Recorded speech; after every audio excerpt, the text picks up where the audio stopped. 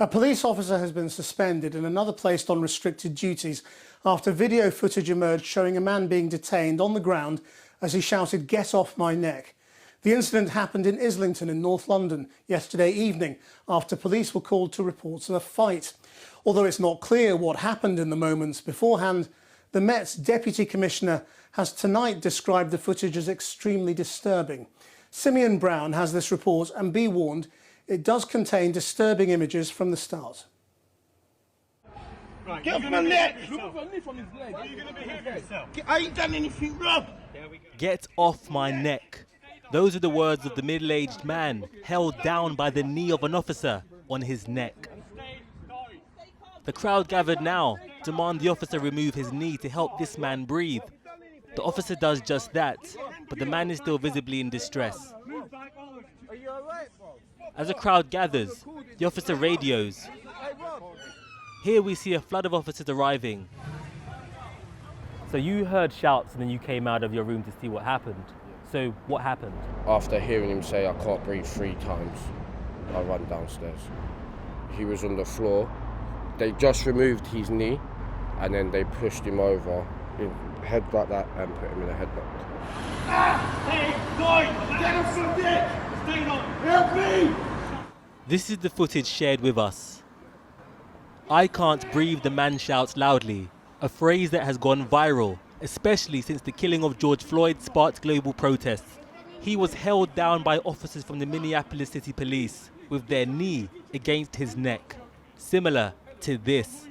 At the time, Britain's biggest police force even condemned the police techniques that led to George Floyd's death. I would draw a distinction, actually, between the United States with its history, its culture, its policing models, and ours.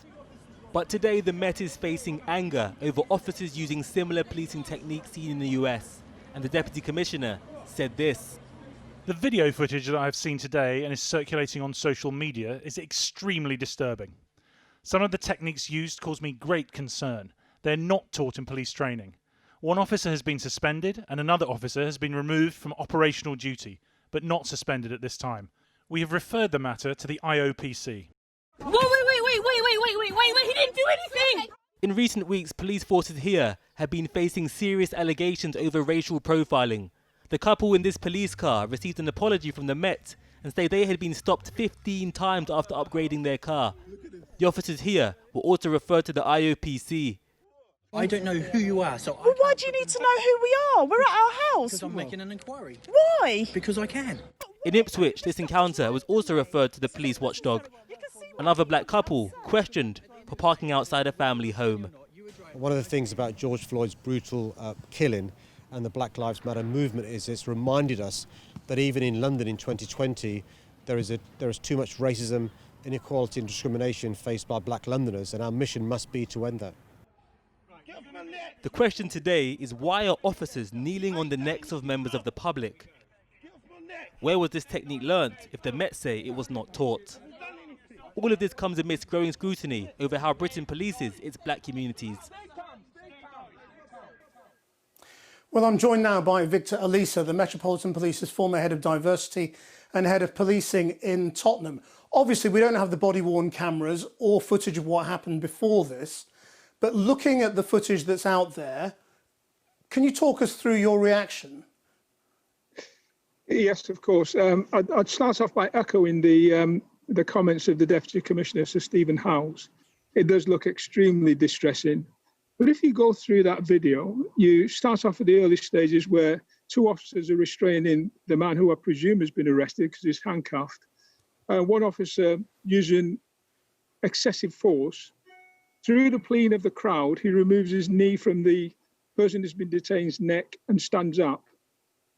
But during that encounter, the officer's more interested in the crowd than he is of the person who's struggling, who we presume has been violent, and the officer still perceives is violent. The officer stands up, leaves his colleague to talk to the crowd.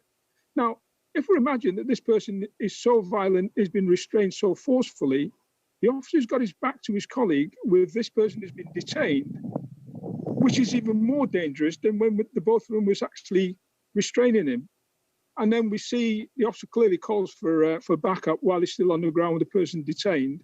But when he's standing up talking to the crowd, his colleague is talking to the man who's been detained. The man who's been detained sits up, and they're having what looks like a reasonable conversation without any perceived threat from the person who's been detained.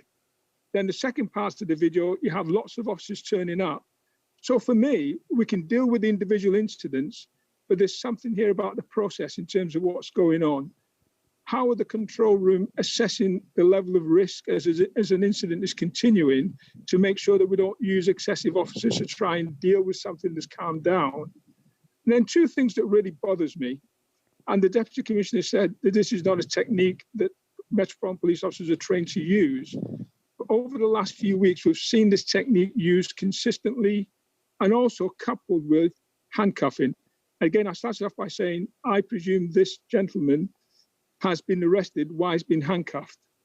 Now, we've seen other footage you shown on there, Bianca being handcuffed before a search. So that process, that activity is really troublesome because it indicates that... So what do you think is going on? So the other thing... Do you think that... Do you think that police officers are reacting differently to black suspects and treating them as greater threats? Quite clearly from what we're seeing. That's not the question. The question is, why is that? Why are officers behaving that way? Why does it appear to be a sudden method of dealing with black people in London? Because unless I'm completely wrong, I wasn't seeing the same level and number of incidents on social media 5-10 years ago. So something has happened recently where officers either feel more threatened with black people in London and they're behaving that way. And the other thing is, and again, I really appreciate the comment that the Deputy Commissioner has made, but where is the leadership? This is such a consistent practice that we've seen just recently. There has to be a leadership issue. Again, I'm reassured that the officer has been referred to the IOPC, but we can't keep dealing with individual incidents as if they're separate incidents. There's far too many of them that's really troublesome, that indicates a pattern of activity going on here that needs clear leadership to stop it or give clear instructions that that type of restraining technique... Well, for weeks, we've been told that things are different in this country to America and that police don't do the same things. And yet we see on video, you know, a knee on a neck. Is it possible that these last few weeks have actually seen that relationship get even worse? That young black people will trust the police even less, and young police officers may feel even more afraid of how they will be treated by people they're trying to arrest? So what I'm seeing in these videos, it appears to me that police officers are afraid of young black people. In the clips, the tiny clips that we see, more often than not, officers are in a state of readiness to use force to deal with a situation in front of them that involves a black person. That is worrying. If that's the level of anxiety that cops are feeling on the streets of London, that is genuinely worrying. And there needs to be a conversation with the black community about why that is happening, and more clearly a conversation within the police about why that is happening. Equally, and you're saying a young black men in London distrusting the police, I think that's always been there. But what's even more worrying, you look at the crowd of people in this particular incident that have different ethnicity, different age, different possible social class. They're going to start distrusting the police. That is far worse than just a small category that the police might think. Small category of London community who distrust them is growing. The number of people who've seen this and actually thinking this is not right leaves the Metropolitan Police in a really difficult position to try and reassure all Londoners that they actually carry out policing service equitably, fairly Victor Elisa, across London. thank you for your time. Thanks for joining us. Thank you.